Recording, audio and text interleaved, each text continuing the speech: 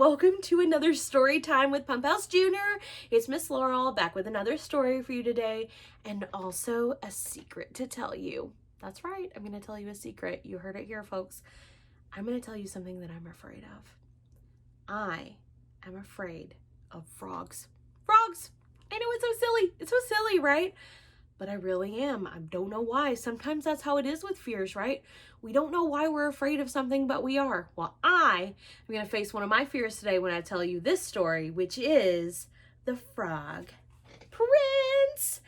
I'm going to read this story to you today, and just know that it's okay to face your fears, even if it's in a little way. So, without further ado, let me tell you the story of the Frog Prince. Check it out. He is one fancy frog.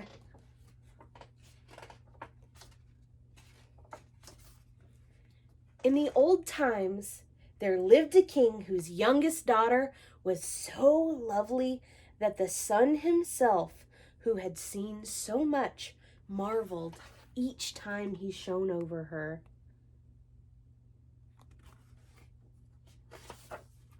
Near the royal castle, there was a great dark wood, and in the wood, under an old linden tree, was a well. When the day was hot, the king's daughter used to go into the wood and sit by the cool well. Then she would take out a golden ball and throw it up and catch it again, for this was her favorite pastime. Oh, look at her beautiful dress and her golden ball. They match. Very fashion forward. One day, the golden ball dropped to the ground near the edge of the well and rolled in. The king's daughter began to weep, and she wept as if she could never be comforted.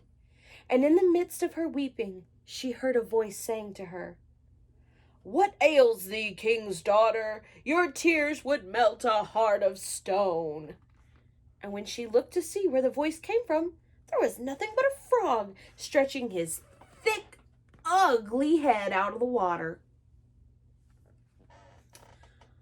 "Oh, is it you, old waddler?"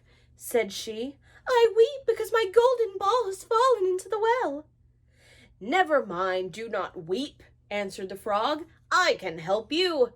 But what will you give me if I fetch up your ball again?" "Whatever you like, dear frog," said she. "Any of my clothes, my pearls, or even the golden crown I wear." "Your clothes, your pearls, and your golden crown are not for me," answered the frog. "But if you would love me and have me for your companion and let me eat from your plate and drink from your cup and sleep in your bed, then I would dive below the water and fetch your golden ball for you." "Oh, yes," she answered. "I will promise it all if only you will get me my ball." But she thought to herself, "What nonsense he talks, as if he could do anything but sit in the water and croak, or could possibly be anyone's companion." But the frog, as soon as he heard her promise, drew his head under the water and sank out of sight. After a while, he came to the surface again with the ball in his mouth and dropped it on the grass. The king's daughter was overjoyed to see her golden ball again, and she picked it up and ran off with it. "Stop, stop," cried the frog. "Pick me up too. I cannot run as fast as you." But it was of no use, for she would not listen to him. Instead, she hurried home and soon forgot all about the poor frog.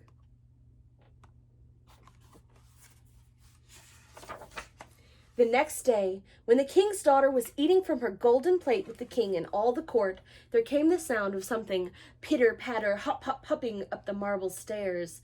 And then there came a knocking at the door and a voice crying, "King's youngest daughter, let me in."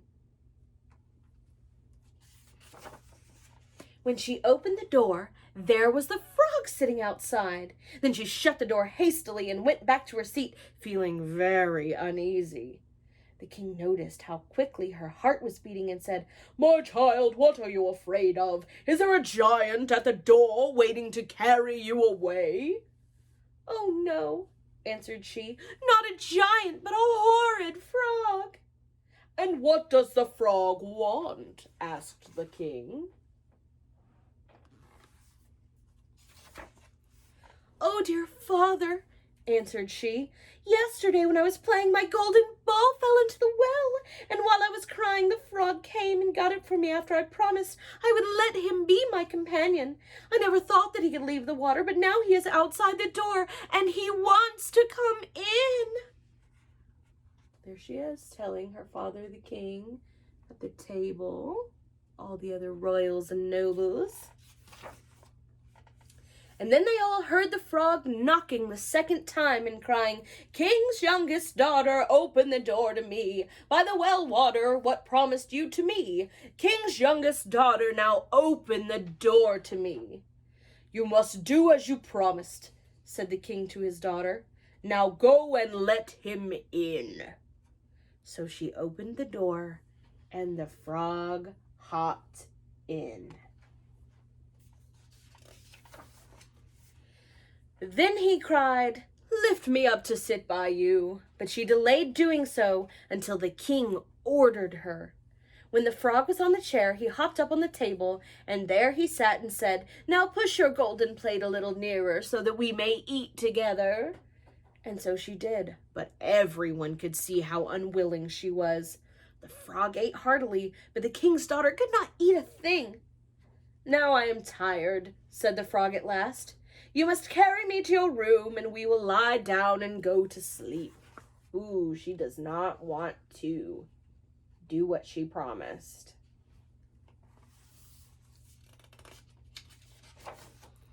Then the king's daughter began to weep, for she was afraid of the cold frog. Now the king grew angry with her and said, "You must do as you promised."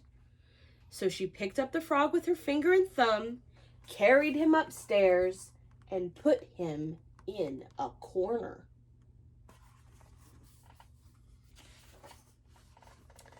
When she had lain down to sleep, the frog hopped up, saying, "I am tired and want to sleep. Take me up, or I will tell your father."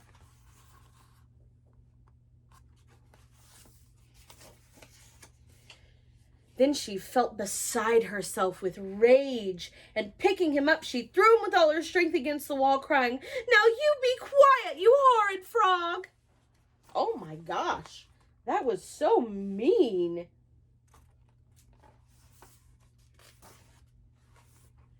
But as he fell, he ceased to be a frog and suddenly became a prince with beautiful, kind eyes. And the prince told her how a wicked witch had bound him by her spells, and how no one but the king's daughter could have released him, and that they would be married and go together to his father's kingdom.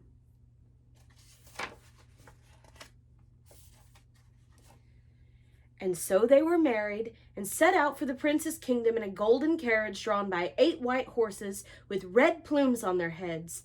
And behind the carriage was standing faithful Henry, the servant of the young prince. Henry had suffered such sadness and pain when the master was turned into a frog that he had to wear 3 iron bands around his heart to keep it from breaking. But now he was full of joy at his master's happiness. Check out that carriage. Cinderella could never. Suddenly, as they neared the castle, there was a cracking sound.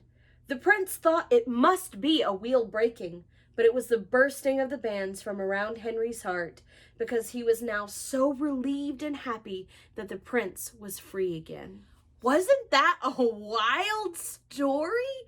She was so afraid of the frog. The frog did something so nice for her, and she kept her promise, even though she didn't want to, and something magical happened. I think that's pretty cool. So, all right, that's all the time I have today.